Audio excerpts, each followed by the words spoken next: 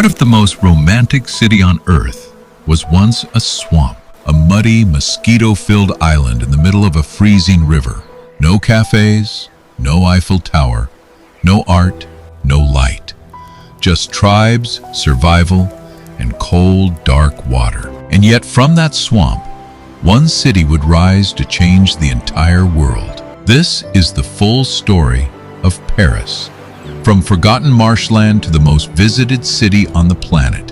And the story is far stranger than you think. Around 259 BC, a Celtic tribe called the Parisi settled along the Seine River. They weren't farmers, they were river traders, smart, fierce, and strategic. They built their settlement on a small island in the middle of the Seine. That island gave them protection. The river gave them power. They traded gold, tin, and cattle across the ancient world. But then, in 52 BC, everything changed. Julius Caesar arrived with his legions and crushed the Gallic revolt. The Parisi burned their own bridges rather than let Rome cross. Rome crossed anyway. And on the ruins of that Celtic island, something new was about to be born. The Romans called it Lutetia, and they built it fast. A proper Roman city emerged on the left bank of the Seine. Streets were laid in grids. Baths were built.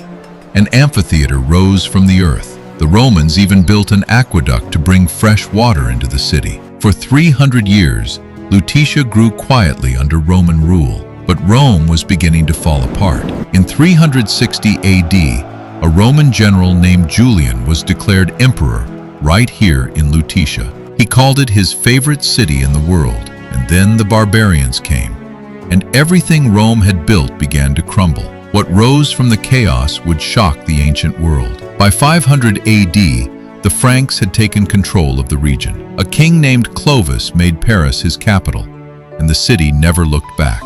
Monasteries, churches, and fortresses began dotting the landscape. The population grew, the streets narrowed, the smell was unbearable. Medieval Paris was loud, crowded, and dangerous. Plague swept through.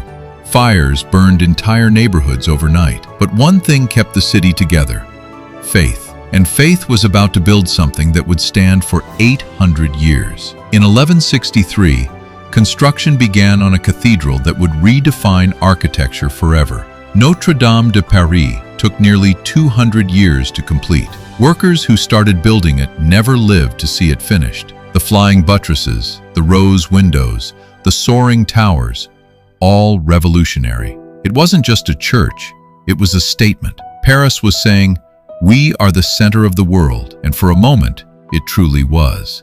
Scholars poured into the city. The University of Paris became the brain of Europe, but something dark was already on its way. In 1337, England and France went to war, and they wouldn't stop for 116 years. Paris became a city of fear, famine, and foreign occupation.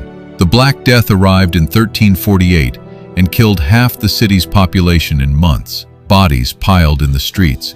Entire neighborhoods went silent. Then in 1420, English forces marched through the gates of Paris. For 15 years, the English controlled the French capital. And then a teenage girl from a small village changed everything. Joan of Arc rallied the French forces and turned the tide of the war. She never took Paris herself, but she gave France back its courage. By 1453, the English were gone. Paris was French again. But the city that emerged from those dark centuries was hungry for something new. The 16th century brought art, science, and obsession with beauty to Paris. King Francis I invited Leonardo da Vinci to live in France. Leonardo spent his last years just outside Paris, painting and dreaming. The Louvre, then a fortress, was transformed into a royal palace of culture. Paris was becoming something new, a city of ideas. But that golden age was hiding a terrible secret. In 1572, on St. Bartholomew's Day, thousands of Protestant citizens were massacred in the streets. Blood ran down the gutters of Paris. The City of Light had shown its darkest side, and the worst was still to come. By 1789, Paris was boiling over. Bread was unaffordable. The king lived in a palace of gold while people starved.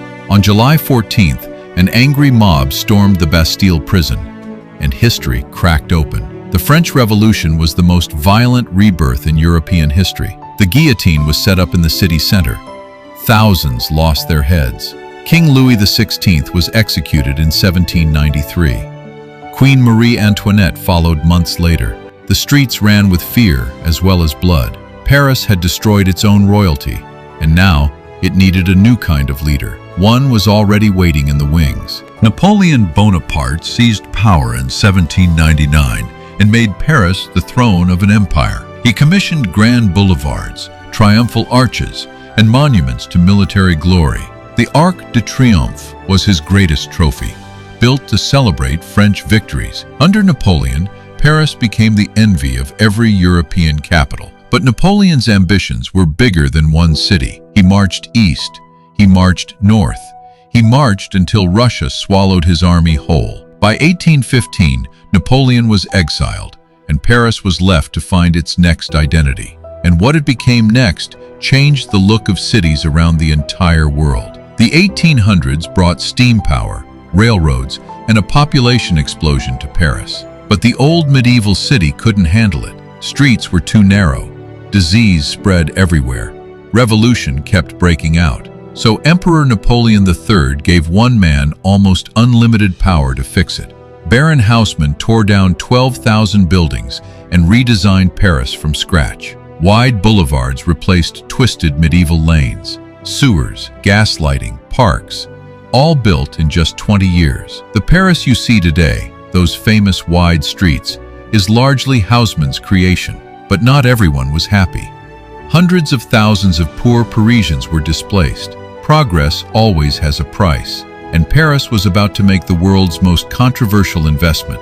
In 1889, Paris hosted the World's Fair, and Gustave Eiffel built an iron tower for it. Nearly everyone hated it. Artists called it an eyesore. Critics demanded it be torn down. It was supposed to be temporary, standing for only 20 years. Instead, it became the most recognized structure on Earth. Over 7 million people visited every year. At the turn of the century, Paris was the world capital of art, fashion, and ideas. Monet was painting. Picasso was experimenting. The Moulin Rouge was spinning. Paris was alive in a way no city had ever been before. But that joy had a terrible expiration date. In 1914, the guns of World War I began firing just miles from the city. Taxis famously rushed soldiers to the front to save Paris from German forces. The city survived, barely. But in 1940, the unthinkable happened. Nazi Germany occupied Paris in just 6 weeks. The swastika flew from the Eiffel Tower. Hitler visited Paris at dawn, just once, for a few hours, and then left. For 4 years, Parisians lived under occupation, fear, and resistance. Underground networks smuggled Jewish families to safety. Ordinary people became extraordinary heroes. In August 1944, Allied forces liberated Paris, and the city erupted in joy. People danced in the streets. Charles de Gaulle marched down the Champs-Élysées. Paris had survived its darkest chapter, and what came next was nothing short of a cultural explosion.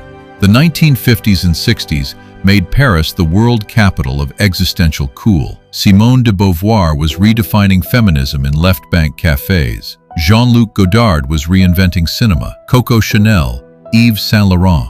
Fashion was born and reborn here. In 1968, students and workers filled the streets in massive protests. Paris has never been afraid to challenge the powerful.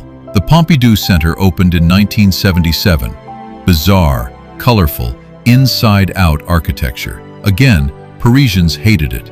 Again, it became beloved. Paris had a habit of turning controversy into classics. Today, over 2 million people live in Paris proper. The greater metro area holds more than 12 million.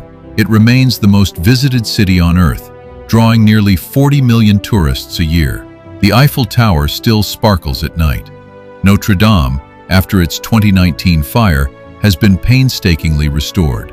The Seine still flows through the heart of everything, and on its banks, you'll find the echoes of every era Paris has lived through. The cobblestones where revolutionaries marched. The bridges the Parisii once burned to stop an empire. The same sky that Napoleon watched, that Joan of Arc once prayed under.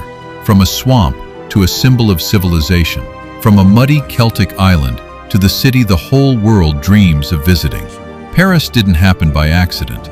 It was built by traders and soldiers, kings and rebels, artists and architects.